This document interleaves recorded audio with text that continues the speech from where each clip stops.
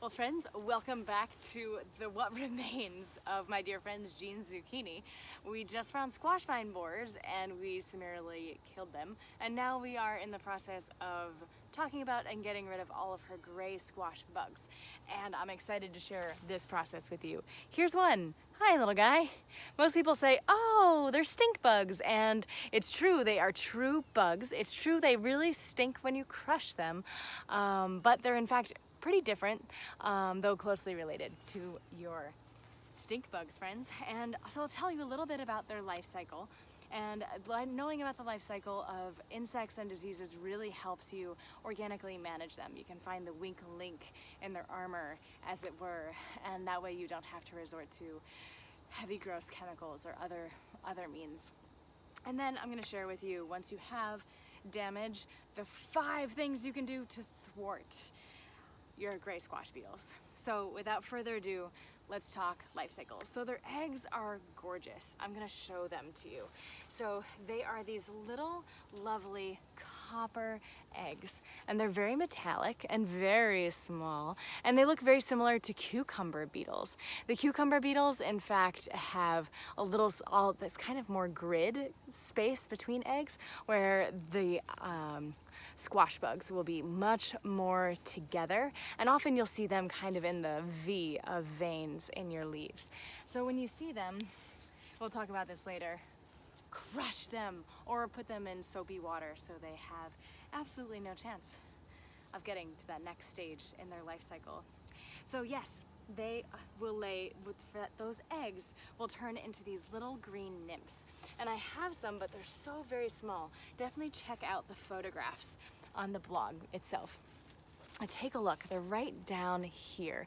And so they start out very small and green with jet black legs, and they have all these different instars, are the different morphs of these guys. You can see this little guy crawling around. They turn from green to gray as they age over the course of a month. They have a lot in common with me. And so once they're a month old, they will fully turn into that squash bug adult, which I showed you at the very beginning of the video, that has that very triangular thorax, and it's a very distinctive creature. And so once they can have 2 generations in one season. So often when they emerge in the end of June, it's hard to notice them. They're very secretive, they're very elusive, so it's hard to notice. They like to live in the understory, not above the leaves. Those eggs are almost always underneath the leaf. So they love to hang out where it's really, really hard to notice them. But by the time the second generation emerges, there are most likely hundreds, if not thousands of them, so they're a little harder to miss. And so certainly if you can catch them in that first generation, so much the better, but certainly the second generation, you've also got options. So they overwinter as adults in kind of the plant matter, and also clods of soil or logs or a barn or any number of structures. They're really resilient and not too picky when it comes to shelter over the winter, so it's kind of hard to dissuade them. But that being said, to dissuade them, you definitely want to clear away debris. So let me not get ahead of myself. There are these 5 wonderful things that you can do to circumvent the life cycle of your gray squash bugs. And without further ado, number 1, floating row cover and hoops. When you plant your seeds, unless you're planting them exactly where you had them the year prior, put those hoops over your young plants, cover them with floating row cover. We have them in 50 and also in 20-foot sections. And that way, you're simply excluding the adults from getting in and laying those beautiful eggs on your plants. And also when you're using that floating row cover, you're also keeping out the cucumber beetles, which are also wreaking havoc in your cucurbits, and you're just increasing the warmth, especially at night. So you're really helping those plants grow faster, which means they're going to be that much more resilient when you finally take off that floating row cover.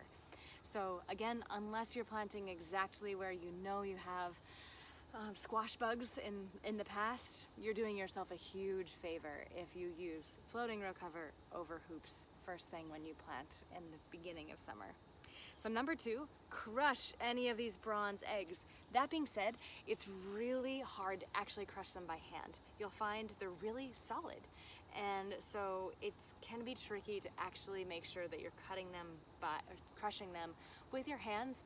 So I like to actually carefully snip them out of the leaf and then submerge them in soapy water. So that way I'm 100% positive that I've killed 100% of them. And if you can go just scout for these guys. They're so fun. I definitely loved hunting Easter eggs when I was little, and I love even more scouting for insects in my garden now. So have fun, go find them. Number 3, destroy the nymphs. Those tiny, tiny, tiny little guys. They're really easy, they're really small, they're really soft.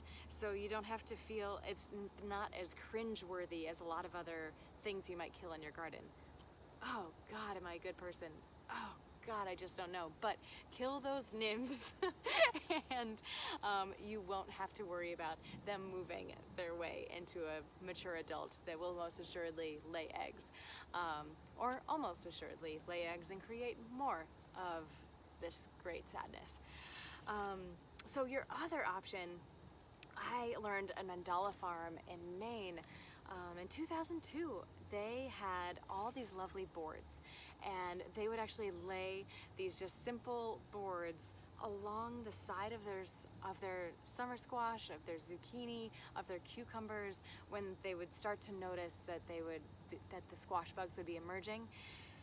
And because they really like to be protected and under things, those squash bugs would actually congregate underneath the board overnight.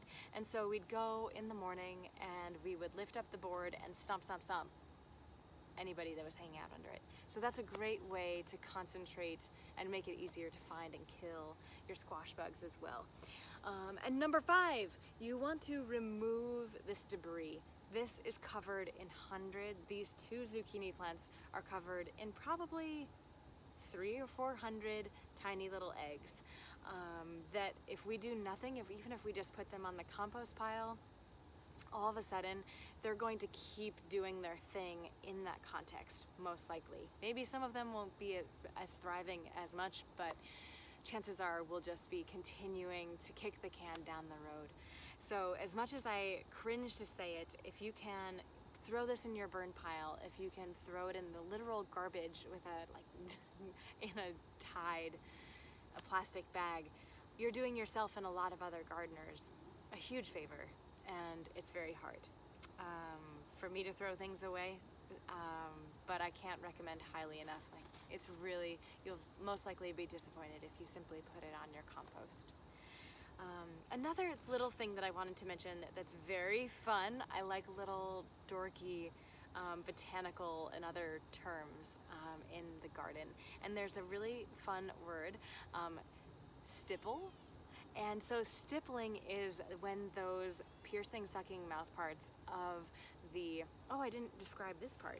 So gray squash bugs, they have these piercing, sucking mouth parts, so they go into the stem, and they're sucking the sweet vascular juices out of your squash, out of your zucchini, out of your cucumber, out of your watermelon, and they are inserting in place a toxin to the plant. So it's kind of counterintuitive. I actually don't exactly understand why.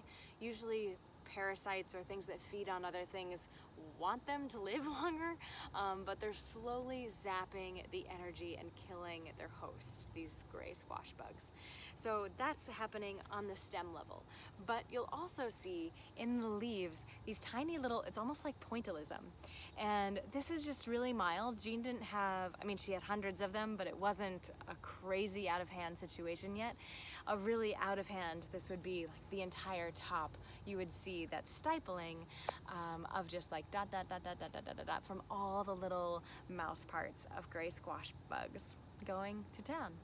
So there's lots of things to pay attention to in your garden, friends, and I hope that I've given you more hope than more things to worry about.